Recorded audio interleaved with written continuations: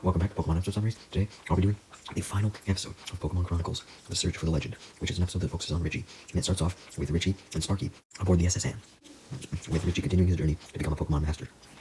Suddenly, as the SS Anne was just sailing through an area known as the Sevi Islands, which was adjacent to the Orange Islands off of Kanto, towards its destination, the SS Anne happened to encounter 4 Gyarados, who were blocking the path, having emerged from the depths of the ocean, startling Ritchie. Thankfully, one of the sailor crew members of the ship saw the Gyarados and alerted all the passengers, including Ritchie, of the hostile group of Gyarados, and urged everyone to return to their cabins on the ship and to remain calm and as safe as possible.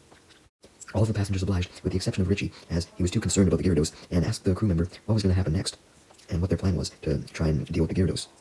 To which the crew member responded that all they could do was either wait for the Gyarados to leave on their own, or find a different path around the Gyarados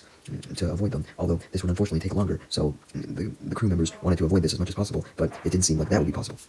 Just then, though, a man who was barely visible because of the sun that was shining down on him sent out a salamence. All that Ritchie could see of him was that he had a Chikorita on his shoulder, but anyways, Ritchie was amazed by the salamence, having never seen one before, as he scanned it with his Pokédex to learn that it was the full evolution of Bagon. The trainer then stepped out of the shadows, revealing himself, claiming he couldn't be blocked by a bunch of overgrown Magikarp, and had his Salamence use Hyper Beam,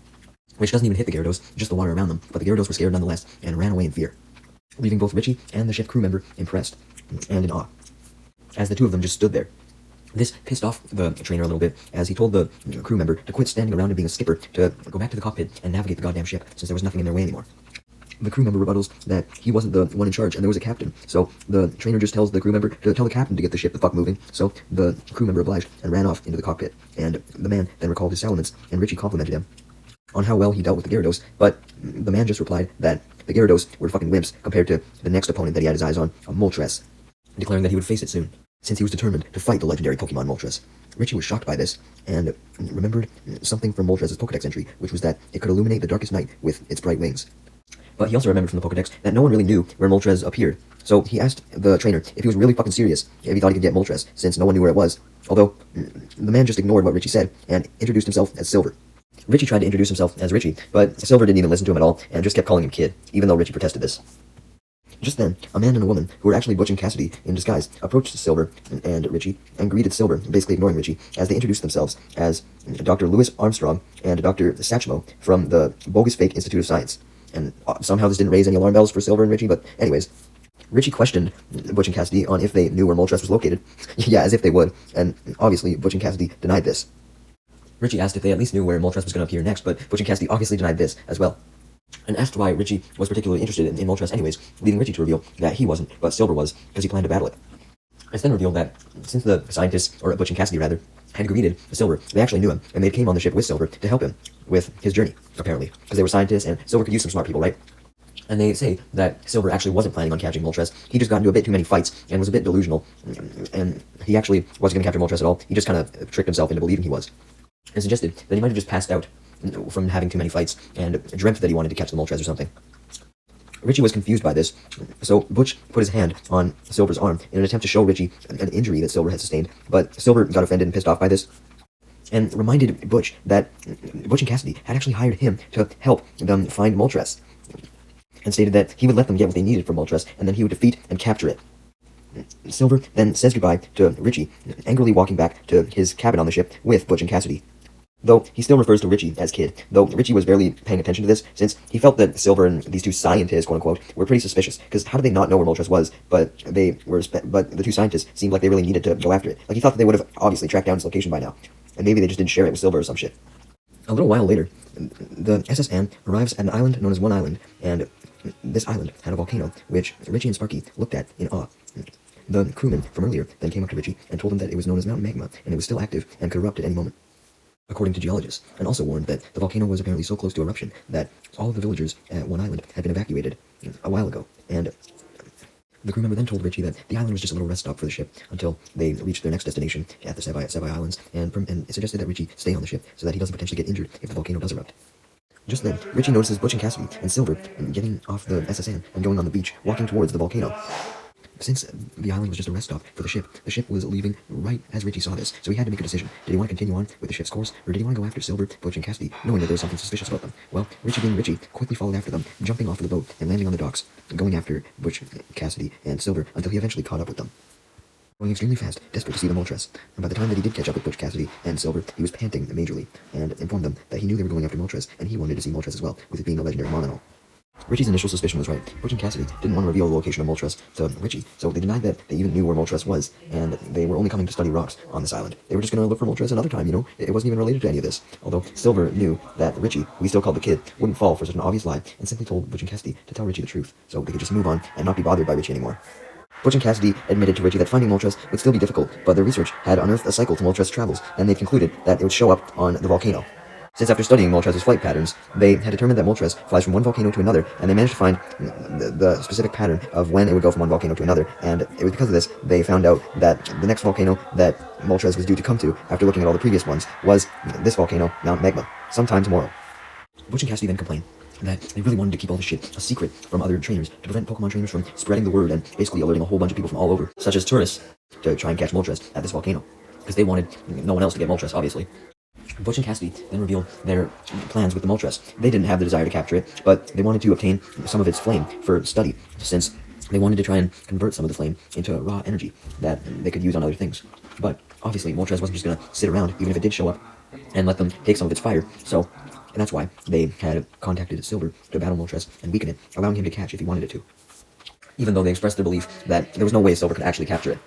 As for Silver, he was very bored right now, as all he wanted to do was just have an awesome battle with moltres, a battle of a lifetime. Ritchie was very intrigued about seeing moltres as well, begging Silver to let him come along, but Silver and Butch and Cassidy refused, concerned for Ritchie's safety, basically warning that the place was far too dangerous up at the top of the volcano.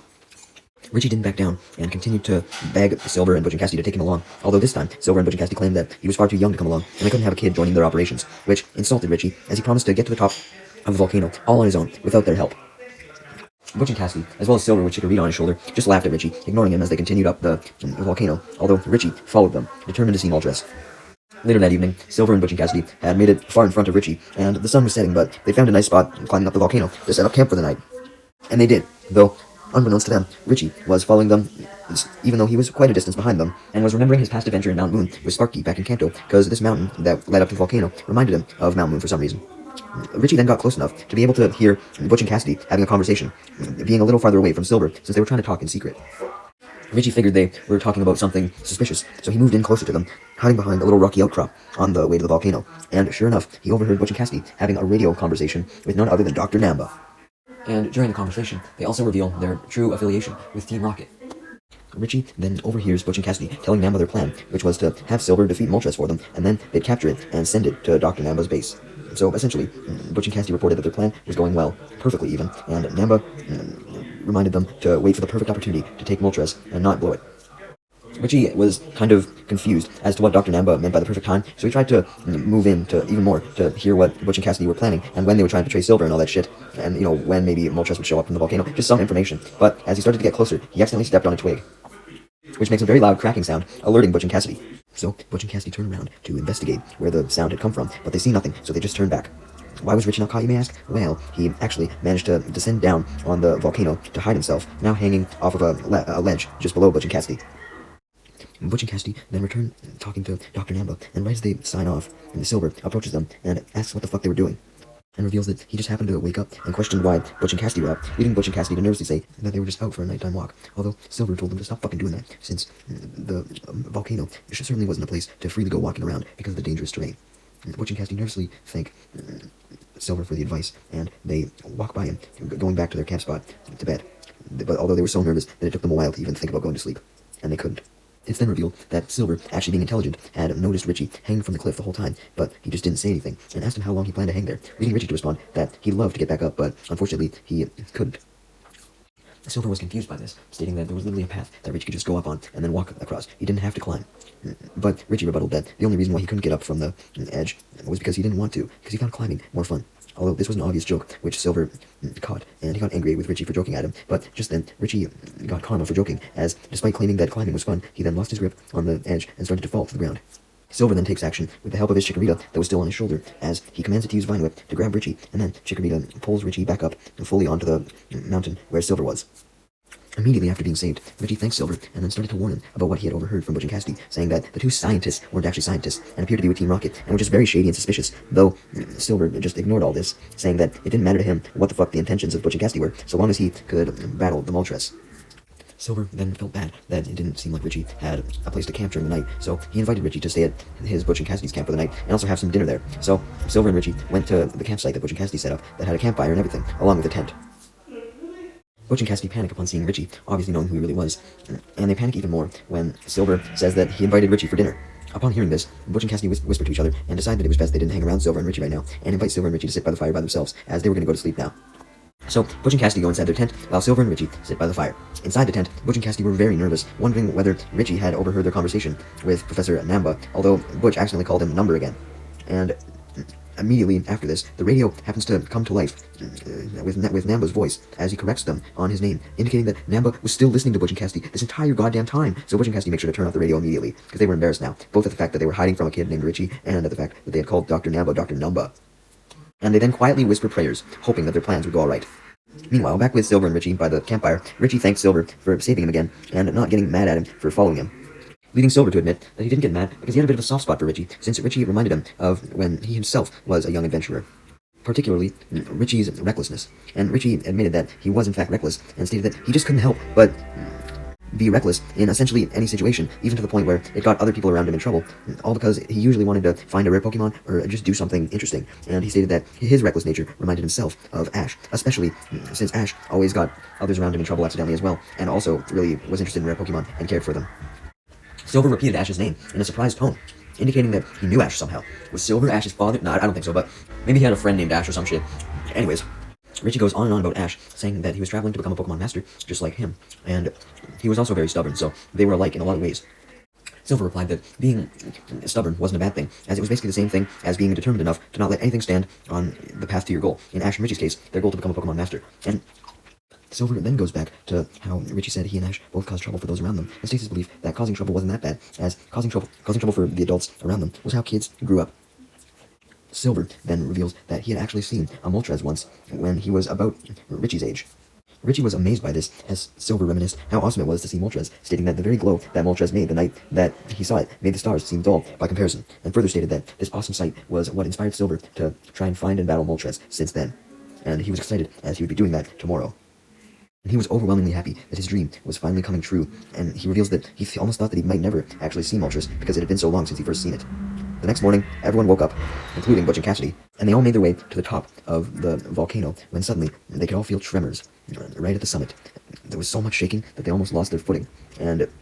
smoke then started to appear up in the sky as Silver stated that the geologists were probably right about the fact that the volcano was about to erupt, and warned everyone that the upcoming eruption of the volcano could be very dangerous. Soon, dark clouds appear in the sky, indicating that something may have been brewing, but nothing happened. No moltres, no storm, nothing, for hours. And even Butch and Cassidy, who were confident that moltres would appear after tracking the patterns, were starting to believe that moltres would never arrive, although Silver claimed that he would wait as long as it takes, when suddenly something could be seen in the breaks in the storm clouds, and, sure enough, it was none other than moltres. Everyone was overjoyed at this, as Ritchie scanned moltres with his Pokedex to learn more about it, and Silver sent out his Salamence to battle it with a Hyper Beam, although moltres simply dodged the Hyper Beam and used a Flamethrower. However, the Flamethrower was extremely weak, and it fizzled out before it even hit Salamence. Though Butch and Cassidy clarified that the moltres simply had a lack of energy, not strength, since according to their research, it also showed that the time in this cycle of when moltres would come to this volcano was the time when moltres was at its weakest. Because of this, Butch and Cassidy eagerly urge Silver to battle moltres as much as he can, since he could easily win now that moltres was weak, although Silver refused this, stating he didn't believe it was fair to fight moltres in its current condition. Basically, he didn't think it was worth battling moltres when it wasn't in its peak condition. Like, he wanted to battle moltres when it was strong, not when it was weak, and Ritchie agreed with Silver's sentiment. This frustrated Butch and Cassidy, who declared that if Silver wasn't going to battle moltres, then they would just battle moltres themselves. And Cassidy sends out her Tentacruel, and Butch sends out his Cloyster. Yeah, apparently they had those now, and they instantly have their water types attack moltres, the fire type, with water guns. Moltres simply flies to dodge the water guns, but then Butch takes out a large net shooting gun and fires an electric net from it. Although the electricity didn't reveal itself yet, and the regular net simply landed on moltres, capturing it. But then, to make matters worse, the electricity revealed itself, shocking moltres and weakening it further. Silver was immensely angry at Butch and Cassidy for doing this, as he told them that a Pokemon had to be caught with honor, and only after a fair battle, and demanded that Butch and Cassidy stop using such dirty tricks as Salamence uses Dragon Claw to free Moltres from the net. Butch and Cassidy demand Silver not to interfere, and Cassidy and Butch have their Cloyster and Tentacruel use water guns again to weaken Moltres some more, but Salamence saves Moltres by blocking the water guns with a Dragon Breath.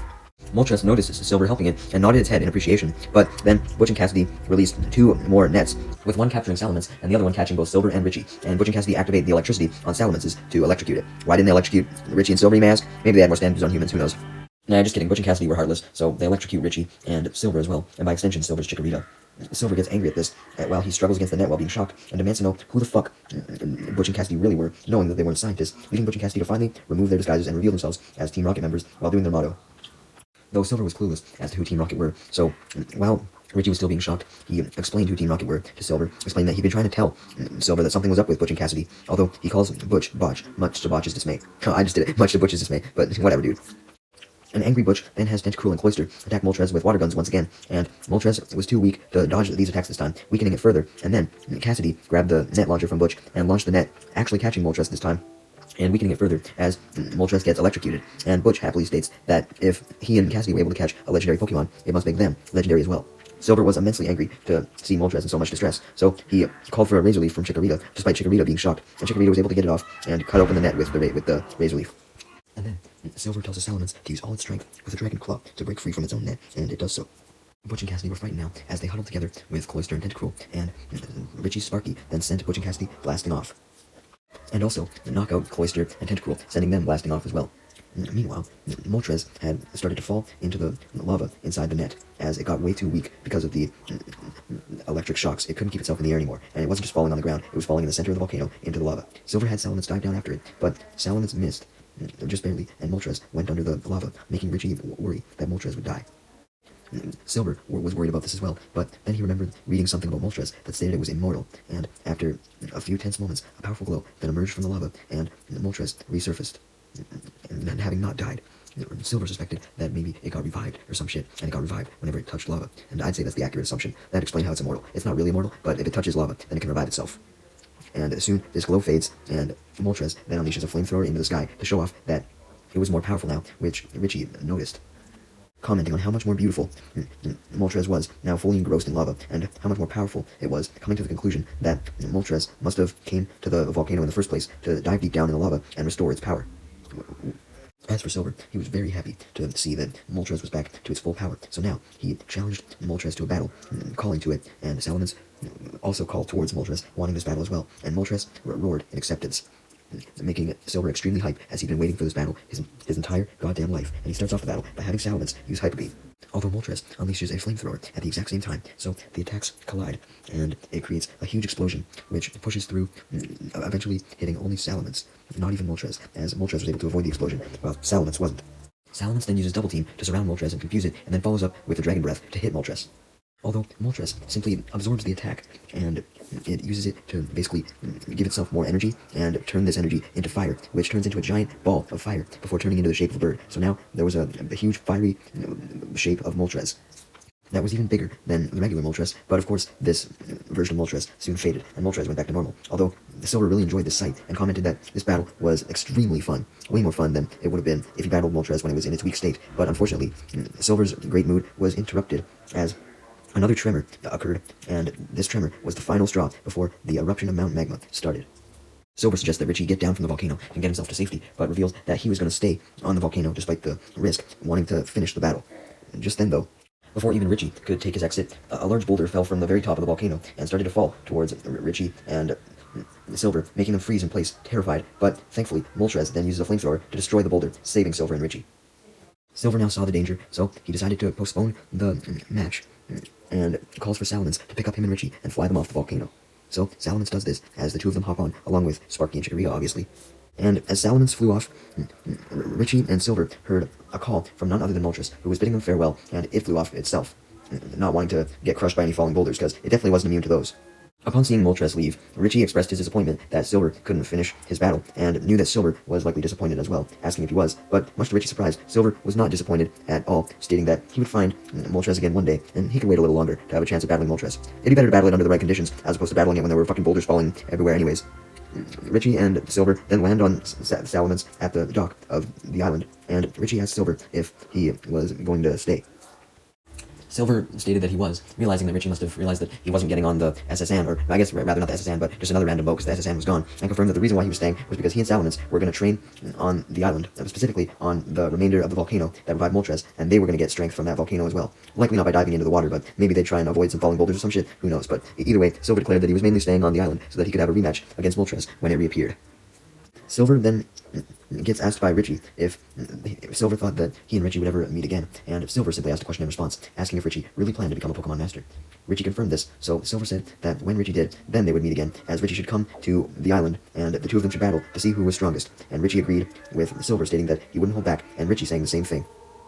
Silver laughs, admitting that he and Ritchie were very similar, and maybe they were so similar that if Silver ended up defeating Moltres, then maybe Ritchie should come back and fight Moltres also when he was a Pokemon Master.